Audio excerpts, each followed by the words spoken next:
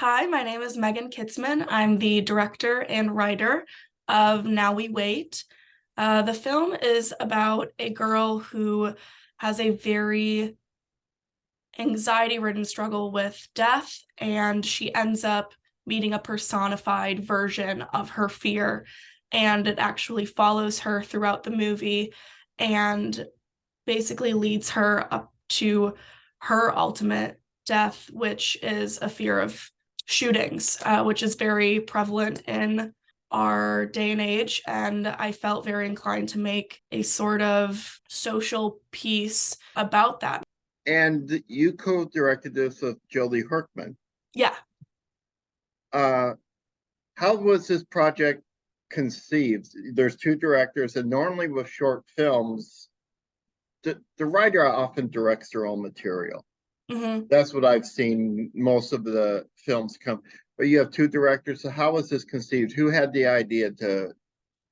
I had the idea for the overall script. I wrote the overall script. Um, and so that's what my role was. I was, the director behind the writer, wanting to make sure that my image sort of came to fruition. But Jolie was it was kind of like throughout the film, we realized, like she has a very good knack for keeping things in line where I saw things very um right brain and or left for the like very creatively and artistically, and Jolie was kind of my like solid, okay, like here's what we have to meet, here's our deadlines, and it ended up turning into, Organizational. or yeah, she's very organizational. Like it would not have gotten done without Jolie. She kept me in line, she kept everyone in line. And she was really, really helpful in the completion of the film and making sure everything had a purpose and just, yeah, You have a performing background in I do. musicals, plays, and improv. I do. You are not in this film. Have you ever wanted to act in a film that you directed? I That's a great question. I dabbled a little bit with acting for TV, film. 2 semesters ago, I had produced a TV show also through UW Oshkosh, and I acted in that one, which was a blast. But with this project, I felt it might be a little too on the nose if I was directing it and also in it. So I wanted to step away and let someone else portray this character. Her name is Ray, which also happens to be my middle name. But I wanted someone else to portray it. I felt it a little too on the nose. Now, with your performing background, must have been a big help in directing the actors as well. Yeah, I would say that being I've done, play acting, musical acting, like theater, but I've also done the improv, which was a big help. And then I've a bit of knowledge about TV and film acting as well. And so I wanted, a lot of our actors came from, or some of them came from theater backgrounds.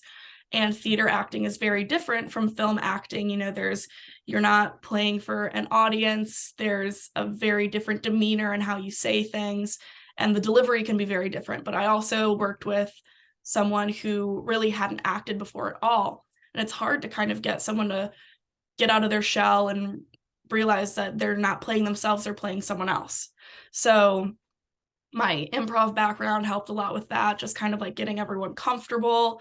And ideally, if we would have had a longer time period to have shot this, I definitely would have done like character days and making sure everyone was really like in tune with each other too, because everyone came from Madison, like uh, Milwaukee, so we didn't have a lot of time outside of that to get everyone super acclimated. I'm grateful for the cast that we had because they clicked immediately, but I definitely would have liked to do more like developmental character and like acting days for sure.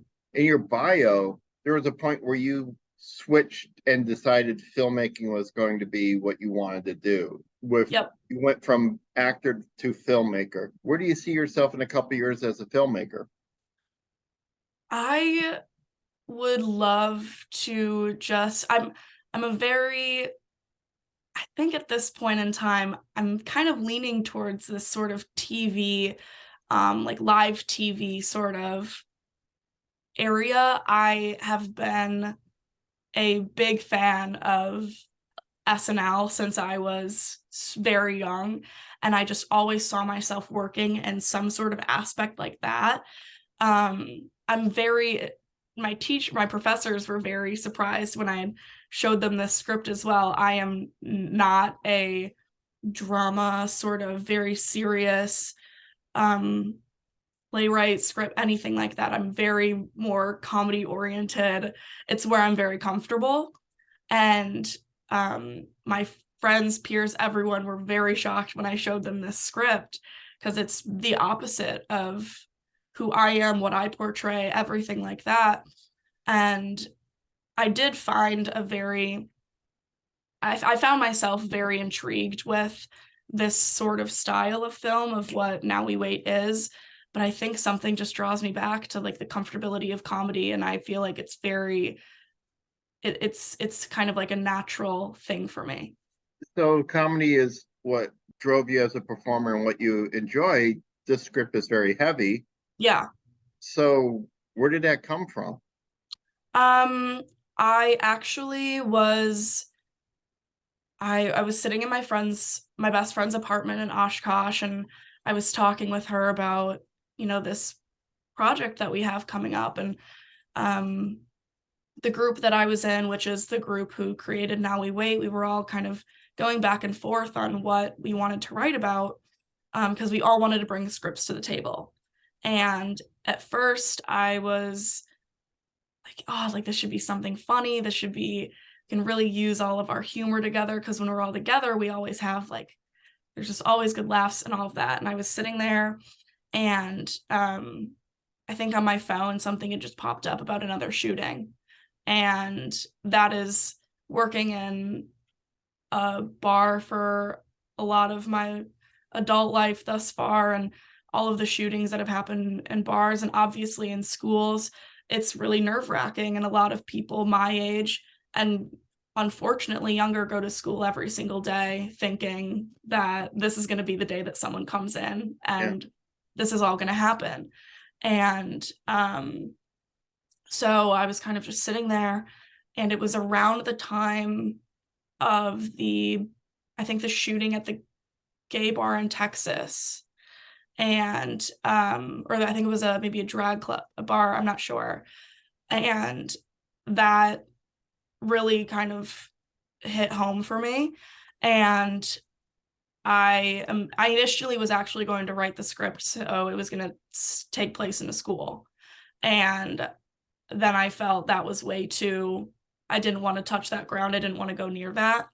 And then the bar was the second thing, because I mean, I go into my bar every time I work thinking, is this the day that someone comes in and this is like the wrong day? And I had not known at the time, but my professor for this class, she knew a lot of people who were involved in the Oxford shooting, and I did not know that yet at the time. And so it kind of just started piling in on these layers. Like as I started writing it, I realized more and more, like, there's a lot of things coming up that make it seem as though I kind of should be writing this. And kind of spinning the main character as like a version of myself, who like truly lives with that fear every single time I go outside or go to a place with big groups, everything like that. And I mean, I'm thankful to have not experienced a situation like that, but I just know of so many who have. And it's a lot of, there's a lot of news coming out, and all of the, sorry, all of the, like NRA things and gun rights. And it's a scary time for kids and people in school and people anywhere now. And so I just really felt like kind of writing a social piece on it. And that's really where it stemmed from. It stemmed from like a true place of fear. And I kind of went with that. And for a while, I neglected, or not neglected, for a while, I kind of regretted writing it because it was making a situation so real that so many people have. I was worried weren't even going to get actors for it, because who wants to Yeah. act in a film that's portraying so many people's like very modern day fear. And there were definitely times when we were filming scenes in the bar where I was like, oh, like, is this getting too real? Like, are we going to need to like step away, take a break, maybe reevaluate some things? um but yeah, it came from a true place of fear, where I just, and I think making it something that is now other people have seen. I mean, I've been thankfully getting, the other thing about it too is coming from someone who's not been in that situation. That's the other thing I was worried about, is I've never been, thankfully, I've never been in a shooting situation before. And I was worried about the response I would get from others who maybe have been, or why would you tell this story not coming from a place of whatever. Um, but so far, the feedback that I've gotten on the film has been so great.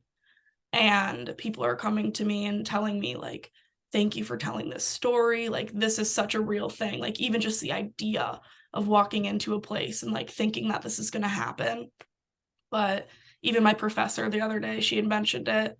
She texted me a couple days ago, actually, and brought it up again, how like the story that we all told together, me, Jolie, Lauren, and Kenzie, the other three who worked on the film with me, um, how important it is for us to like tell this story, and the impact that it's making on people, and we don't really notice it because we don't know what other people are thinking behind the screen when they watch it. But just even getting that out there, and that this is such a big thing in our lives that is really going unnoticed by a lot of people. And so I think that's why, another reason why I felt so apt to write about it.